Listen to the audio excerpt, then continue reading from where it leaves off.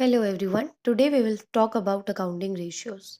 So before switching to accounting ratios, it is important to know what a ratio is. तो ratio में हम generally क्या करते हैं किसी भी दो टर्म्स का कंपैरिजन करते हैं. तो अगर if I talk Three, about accounting two, ratios, so in one. Accounting ratios we get to compare to terms of accounting only. So accounting ratios में we need to accounting terms जिसमें accounting की कोई भी दो terms हो, चाहे वो liquidity से रिलेटेड है, चाहे वो टर्नओवर से रिलेटेड है, कोई भी दो टर्म्स लेके आप उसमें कंपैरिजन करते हैं. तो let us start with liquidity ratios. So जो फर्स्ट कैटेगरी है हमारे पास अकाउंटिंग रेशियोज की, that is liquidity ratios. What is liquidity? Liquidity tells you about कि कोई भी असेट कितनी जल्दी कैश में कन्वर्ट हो सकती है या कितनी जल्दी वो चेंज होते रहते हैं. It tells you about those items in the balance sheet that keeps on changing. जैसे करंट एसेट्स और current liabilities if I pick from balance sheet, तो ये जो दो टर्म्स हैं वो बैलेंस शीट में सबसे ज़्यादा फ्रीक्वेंटली चेंज होती रहती हैं. तो लिक्विडिटी रेशियो में करंट एसेट्स और करंट लाइबिलिटीज के बारे में बात होगी. In liquidity ratios also we have two types of accounting ratio. The one is account current ratio and the another is quick ratio. तो रेशियोज में आपको अगर फॉर्मूले नहीं रटने हैं तो you just need to go by name. Suppose if I am talking about current ratio, तो current ratio of course is going to tell you about current items in the balance sheet, that is current assets and current liabilities. Since it is a ratio, we get to compare the two terms and relate it to current items, so the formula becomes current assets divided by current liabilities. Now coming to quick ratio. In quick ratio, the formula goes by quick assets divided by current liabilities. Now, it is very important to learn a clear difference between current assets and quick ratio. Quick assets. See, current assets के लिए I told you कि balance sheet में वो सारी items जो change होती रहती हैं वो करंट असेट्स हैं. ठीक है. और क्विक रेशियो में जनरली वैसे करंट असेट्स क्या होती हैं जो with in a period of 12 months cash में कन्वर्ट हो जाती हैं, right. Out of those current assets, now quick ratio में क्विक एसेट्स वो वाली एसेट्स है out of current assets only जो बहुत ज़्यादा क्विकली कैश में कन्वर्ट हो सकती है. और वी कैन से ऐसे असेट्स जिनसे अगर आप नेक्स्ट टाइम डील करोगे तो वो कैश में ही कन्वर्ट होंगी.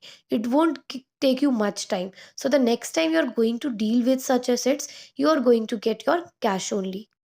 Now, since I told you कि current assets में ही से ही we are going to pick quick assets. So थोड़ी सी exclusion है जो अगर हम current assets में से हटा दें, वो exclusion हटा दें तो हमारे पास quick assets बच जाते हैं. तो ऐसा करते हैं, पहले करंट असेट्स में जितने भी हमारे पास आइटम्स हैं लेट्स चेक, और फिर उसमें से हम चेक कर लेते हैं कि कौन कौन सी क्विक असेट्स का पार्ट बनेंगी और कौन कौन सी क्विक असेट्स का पार्ट नहीं बनेंगी. I am again repeating, quick assets are form of current assets only. Current assets within a period of 12 months cash में कन्वर्ट हो जाती हैं.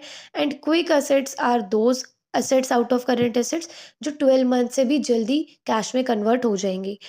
That is we can say कि next time you are going to deal with such assets आपके पास cash आ जाएगा. So the first thing in current assets is cash. तो ऑफकोर्स ये क्विक असेट्स में आएगा क्योंकि ये ऑलरेडी कैश में कन्वर्टेड है. Next is bank, already cash के फॉर्म में कन्वर्टेड है. Next see debtors. डेटर्स जो हैं वो ऑलरेडी एक क्रेडिट सेल की फॉर्म से बने हैं. नेक्स्ट टाइम जब आप डेटर से डील करोगे तो आप कैश लोगे उससे, right. Your debtors will be converted into cash. तो ऑफकोर्स क्विक असेट्स है ये भी. उसके बाद we have bills receivable. See, bills receivable and debtors जो दोनों हैं ये ट्रेड रिसीवेबल्स होते हैं. तो they are mostly in common forms. तो बिल्स रिसीवेबल अभी के लिए you can get it's a kind of trade receivables debtors की तरह ही. तो बिल्स रिसीवेबल से भी जब आप नेक्स्ट टाइम डील करेंगे तो आपको अगेंस्ट दिस बिल कैश मिलने वाला है. तो ऑफकोर्स ये भी क्विक असेट में काउंट होगा. Now talking about stock. See, I don't know, stock में we have three forms: raw material, WIP that is work in progress, and finish goods. I don't know the stock I am dealing with is in which stage now, raw material, WIP or finished goods. So I cannot say कि next time I am going to deal with stock it will be converted into cash. No. तो ये इतनी quickly cash में convert. So next is prepaid expense. See, prepaid expense is an expense which is already paid in advance. ऐसा खर्चा जो आप कर चुके हो. तो ऑफकोर्स खर्चा करते टाइम कैश जा चुका है, राइट. अब ऐसा खर्चा जो आप कर चुके हो एडवांस में, उसके अगेंस्ट आप सिर्फ सर्विस अवेल कर सकते हो आपको उसके अगेंस्ट कोई कैश नहीं मिलने वाला, तो ये ऑलरेडी क्विक असेट्स में से हट जाएगा, क्योंकि इसके अगेंस्ट कोई कैश मिलने की एक्सपेक्टेशन नहीं है। क्विकली हो रहा है नहीं हो रहा, let alone that thing, but इसके अगेंस्ट आपको कैश ही नहीं मिलने वाला, it is going to get you avail a service only. Next we have marketable securities. See, marketable securities ऐसी सिक्योरिटीज होती है जो बहुत जल्दी कैश में कन्वर्ट हो सकती है, और नेक्स्ट टाइम जब आप इससे डील करोगे तो आपको इसके अगेंस्ट कैश मिल जाएगा, तो ये भी हमारे पास क्विक असेट्स में आ जाएंगी। नेक्स्ट में we have short term loans and advances. आपने किसी को शॉर्ट टर्म के लिए लोन या एडवांस दिया है, तो नेक्स्ट टाइम जब आप डील करेंगे आप उससे कैश लेंगे, तो ये भी क्विक असेट में आ गया। Next is outstanding income. आपकी इनकम ड्यू हो गई है, ठीक है, बट वो इनकम आपको अभी तक मिली नहीं, बट नेक्स्ट टाइम जब भी उसकी डीलिंग होगी वो इनकम आपको कैश की फॉर्म में मिल जाएगी। तो करंट असेट्स में से कौन कौन सी चीज़ें हैं जो हमने हटाई while counting quick assets? Are stock and prepaid expense. So I can say quick assets is equal to current assets minus stock minus prepaid expense. Also, I have already given you reason that why are we excluding these two items from current assets in order to get quick assets. So this is how you get quick assets from current assets. So the next category of ratios we have is turnover ratios. See, turnover ratios have already a very identifiable name in this, which is turnover. Turnover also means sales. So one of the components that we can easily get from is turnover. Yani in each of the turnover ratios, one of the components will be turnover, that is sales. So turnover ratios start with fixed assets turnover ratios, which is very easy to find that one of the components will be turnover and the other component will be fixed assets.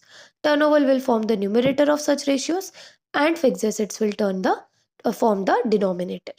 See, so fixed assets turnover ratio is equals to sales divided by net fixed assets. If you have any depreciation of that fixed assets, it needs to be deducted out of that, and you will take net fixed asset as your denominator. Next we have current assets turnover ratios.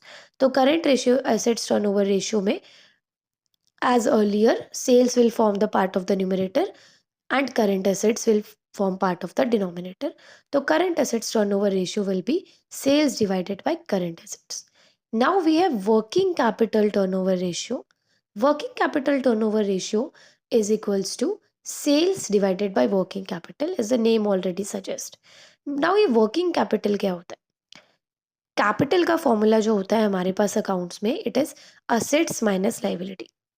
C, financing करने के बाद हमारे पास capital का जो भी पैसा पैसा आता है, हम वो दो तरीक़ों से इन्वेस्ट करते हैं। या तो हम वो फिक्स एसेट्स में इन्वेस्ट कर देते हैं, या फिर हम उसे करंट असेट्स में इन्वेस्ट करते हैं।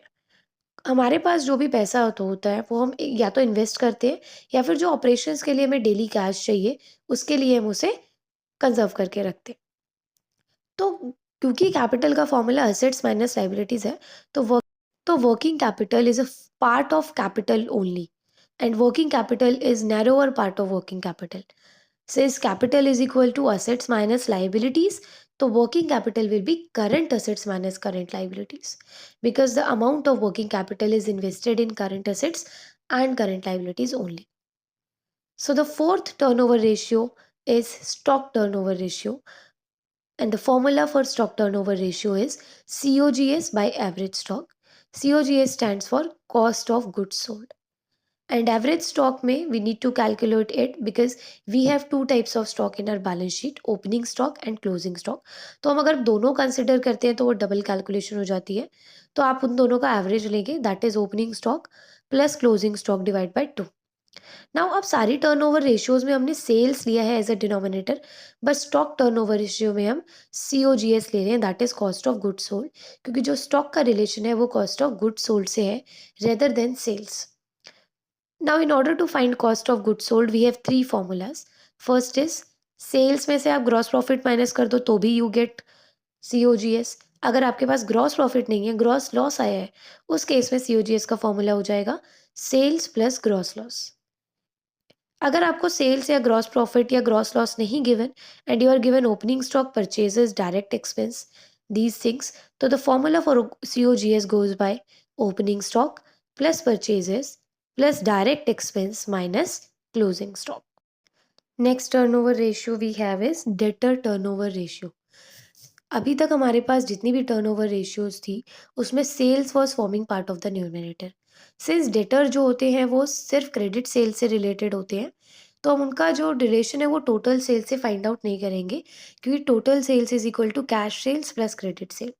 क्योंकि कैश सेल से डेटर का कोई रिलेशन ही नहीं है, तो we will pick net credit sales only. Net का मतलब है अगर कोई रिटर्न है तो आप वो भी माइनस कर देंगे। एंड क्रेडिटर टर्नओवर रेशियो में वी हैव क्रेडिटर्स का जो रिलेशन होता है वो क्रेडिट परचेजेस से होता है, तो हम यहाँ पे टर्नओवर नहीं ले रहे हैं, क्रेडिट परचेजेस ले रहे हैं। और and also net credit purchases, अगर हमारे पास कोई रिटर्न्स है तो हम वो डिडक्ट कर देंगे, divided by average account payables. And in debtor turnover ratio, we have average account receivables in the denominator. Now, what are average account receivables and average account payables? Average account receivables में हमारे पास दो चीज़ें आती हैं, debtor और bills receivable. और average account payable में हमारे पास दो चीज़ें आती हैं, क्रेडिटर और बिल्स पेबल। अब इसका एवरेज कैसे निकालना है? सपोज़ आपको किसी ओपनिंग डेटर गिवन है सिर्फ, और बिल्स रिसीवेबल गिवन है, मतलब कि सिर्फ एक टर्म गिवन है डेटर की और बिल्स रिसीवेबल की भी, तो आप इन दोनों को सम कर देंगे, बस इन दोनों का एडिशन कर दोगे and you will get average account receivables. But अगर आपके पास डेटर्स के भी ओपनिंग और क्लोजिंग बैलेंसेस हैं, बिल्स रिसीवेबल के भी ओपनिंग एंड क्लोजिंग बैलेंसेस हैं। सी अगर मैं यहाँ पे डेटर्स का अलग से बैलेंस निकालूँ, opening debtor plus closing debtor divide by 2, यहाँ पे मैंने डेटर्स का एवरेज अलग से निकाला और फिर बिल्स रिसीवेबल का अलग से निकाला, opening bills receivable plus closing bills receivable divide by 2। तो यहाँ पे अगर आप एक इसको प्लस करते हो अलग से, तो एक सिंगल डिनोमिनेटर 2 बन जाएगा और फॉर्मूला हो जाएगा opening debtor plus closing debtor plus opening bills receivable plus closing bills receivable divide by 2। But if in a case मेरे पास डेटर्स के ओपनिंग और क्लोजिंग बैलेंसेस गिवन है, बट बिल्स रिसीवेबल एक सिंगल अमाउंट गिवन है, उसमें कोई opening और closing balance नहीं गिवन, तो आप डेटर्स का अलग से एवरेज निकालोगे, opening debtor plus closing debtor divide by 2, और उसमें बिल्स रिसीवेबल का अमाउंट प्लस कर दोगे।